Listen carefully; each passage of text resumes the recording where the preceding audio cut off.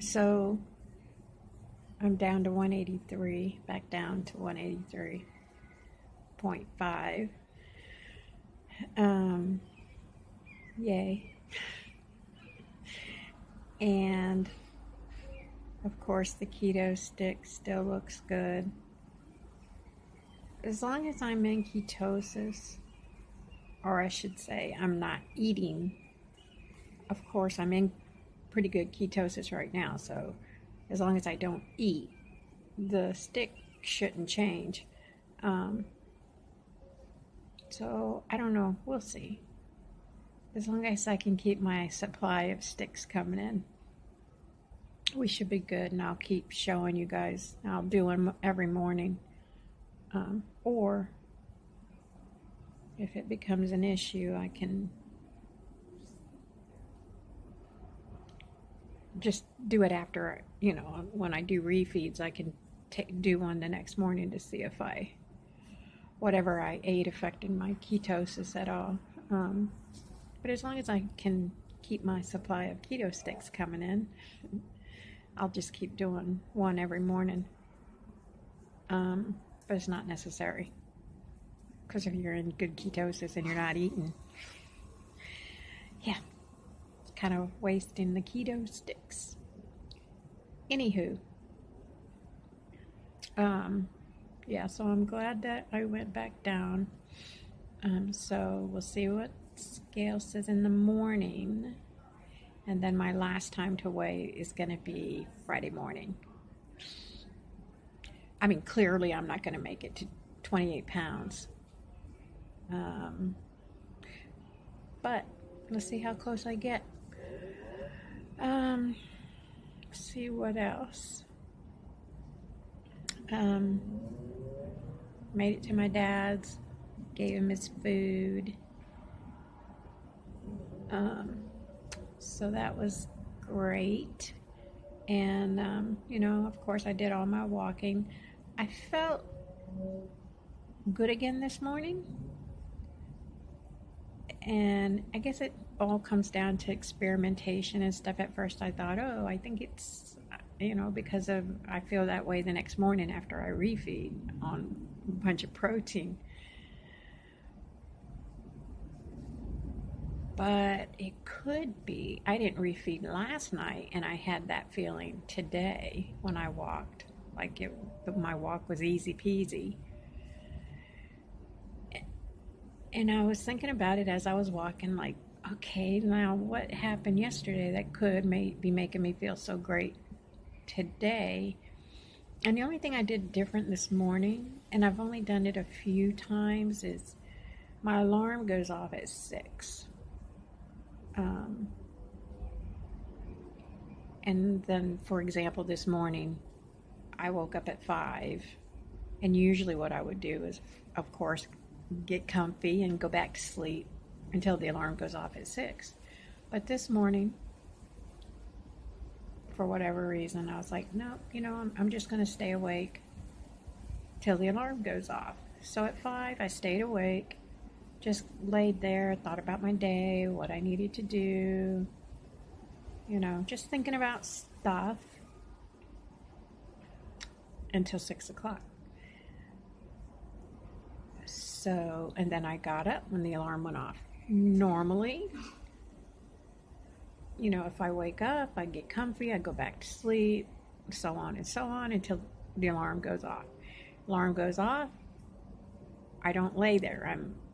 Turn it off, I'm up, my feet are hitting the ground, I'm going in the bathroom and getting cleaned up and brushing my teeth, la la la la la, doing my keto stick, weighing myself, all that stuff. So because the alarm goes off and it wakes me up and I get right up, I'm doing most of this stuff half asleep. And maybe, so the only thing I could think of that I did different was this morning I gave myself that hour to just kind of lay there, think about things, wake up, think about my day. So by the time my feet hit the ground, when the alarm went off at 6, I was already pretty much wide awake. I don't know. So that it'll have to come down to experimentation. So, for example, I could try to get up at 5 tomorrow morning and just lay there till 6.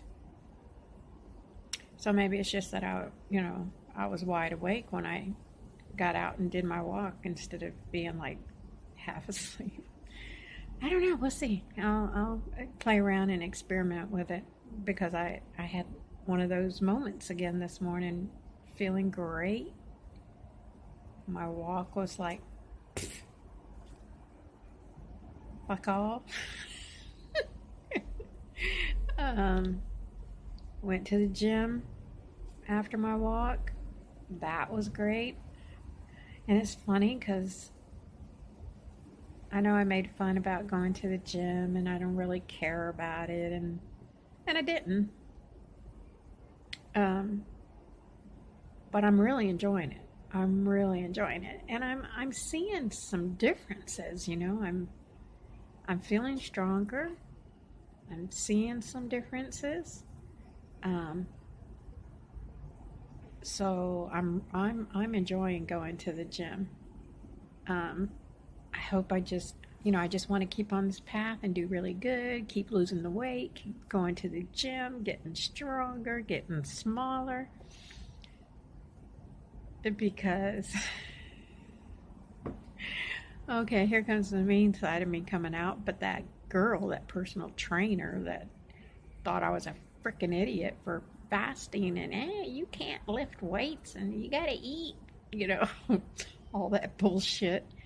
I just want to be able to, continue to lose weight and go down, down, down and get stronger and just smile at her every time I walk in there.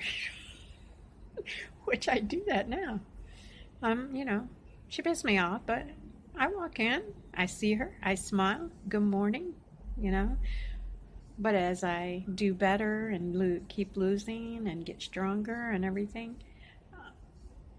I'll continue to give her that sly smile that says, I got this, especially since she's chubby. Okay. I know I'm being mean, but it's true. It's true. I mean, I've never been a person to be full of myself. I mean, and I'm not going to lose a bunch of weight and be full of myself now. But just that particular instance, it's like she made it sound like I was psycho for fasting and then wanting to fast and then go lift weights or whatever. So that was my long-winded way of saying I just want to show her I know what I'm doing. It's possible. And it's working. You got eyes, you can see that it's working. And so therefore, if you ever want to get on the bandwagon and lose some weight, come see me. I'll give you some tips. Oh, God. Okay. So, yeah.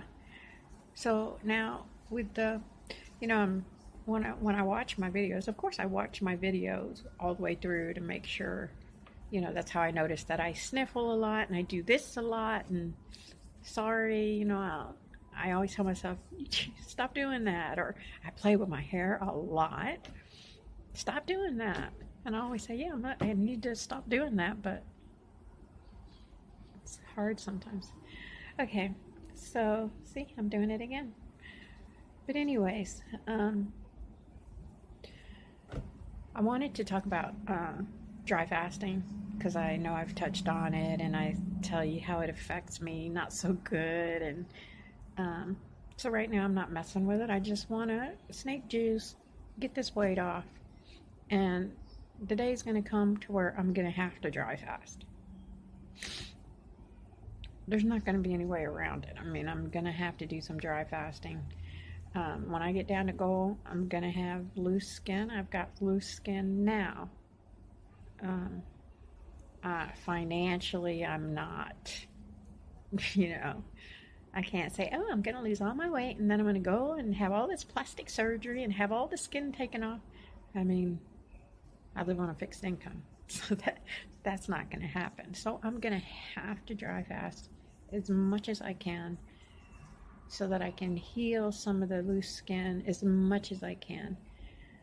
I mean, I don't know like what I can expect because I'm going to have a lot. I mean, I was 300 pounds, so I already see it. Like, my legs are horrendous. And of course, I have the typical flappy arms. And then my belly. My belly's getting so flat now. Like, it's unbelievable. Meaning flat. The fat's leaving my belly, like, big time. But, of course, that leaves that flap of skin, right? So, I'm gonna have to dry fast and heal all that. The only way I might be able to get skin, like maybe my belly, is if it starts creating an issue, which I have a feeling my belly will be because it does already cause me a little bit of issues. And I showed it to my doctor. So there's a good chance that when I get down to goal, I might be able to have my doctor get me approved to have at least my belly skin removed. I don't know till I'm there. I mean, goal weight is 50 pounds away, so I don't know what my skin's going to look like then. I don't know how much I'll have. I don't know what issues it will cause me, moving forward. I have to wait till I get there and then we'll see. But, she already looked at my belly and it does get underneath there, in the crevice, crack, whatever you want to call it, of the belly, of that flap. It can get annoying and irritated, especially when you're working out because you're sweating, so it, gets moist in there, and so you have to keep it powdered down. But she's seen it. We'll see if, that might be something I might be able to get her to convince insurance that it's medically necessary. And then again, my legs are, if they become an issue, like rubbing and causing sores and stuff, because the skin is so much, I might be able to. It's got to cause you a medical problem for insurance to pay for any kind of skin removal. So, I don't know. We'll see. And then, of course, like I say, I'm going to dry fast when I get to the goal as much as I can to try to help that situation as much as I can. I'm dreading that because I've already spoke about dry fasting for me. When that time comes, I'm going to get with Cole and have him kind of, maybe I'm not, maybe I'm dry fasting and then I'm not rehydrating properly or something. I'm only doing 3-day fast. So I'm just going to touch base with him when that time comes and see if he thinks at that point, I'll send him pictures and everything and see if he thinks 3 days dry fasting, is going to be the best, or if he wants me to go longer or whatever, and then to get his advice on rehydrating, because I don't want to, if he says do 3 days, let's say, I don't want it to take 3 days after 3 days of dry fasting, 3 more days for me to feel normal again. That will be horrendous, but I'll have to touch base with Cole and get that all worked out. And like now, this whole month that I've been fasting so much, another thing that happens with me is skin,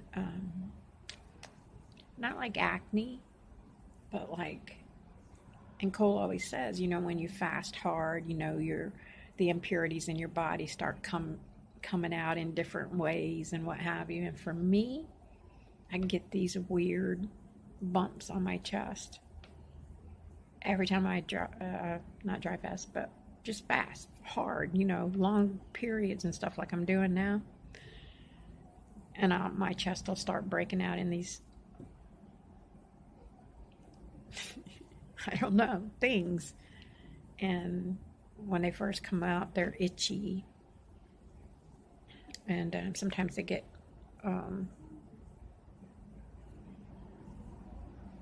crusty, I don't know, hard. And they're very itchy until they go away. So that's kind of weird. And but well, no, that's not till next month, but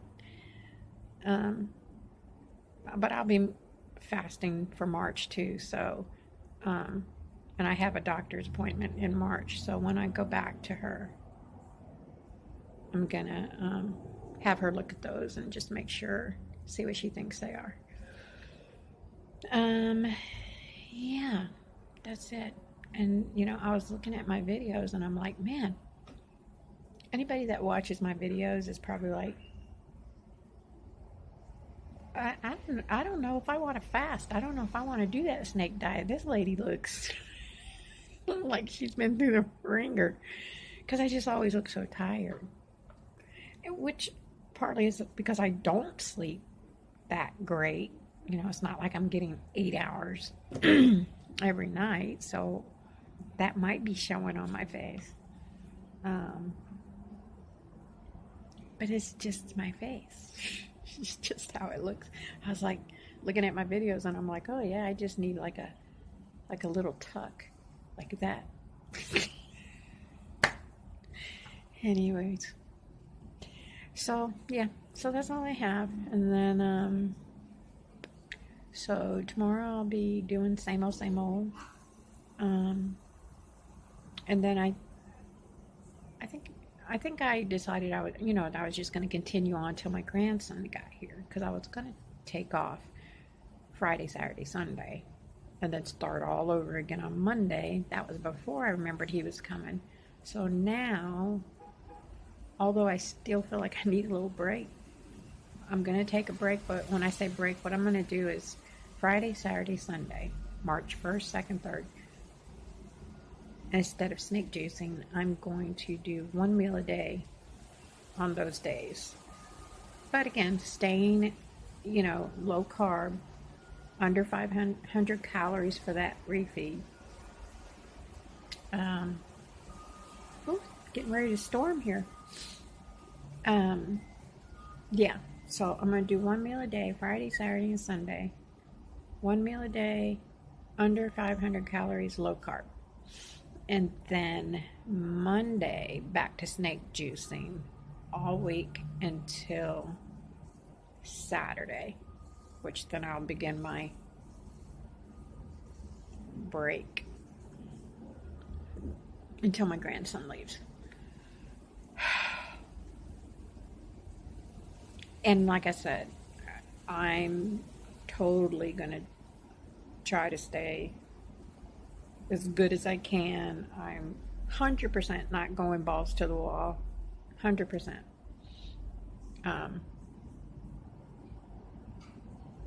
But I'm going to try to stick with it as close as I can. Like, low carb in it, even though my eating frequency might be a little messed up. I'm going to still try to stay low carb. Yeah. So that's game plan. I'm going to get off here so I can edit this almost 20-minute video. 20 minutes of nothing. All right, you guys. See you tomorrow. Keep fasting. Stay strong. Hang tough. See y'all tomorrow. Snake on. Bye.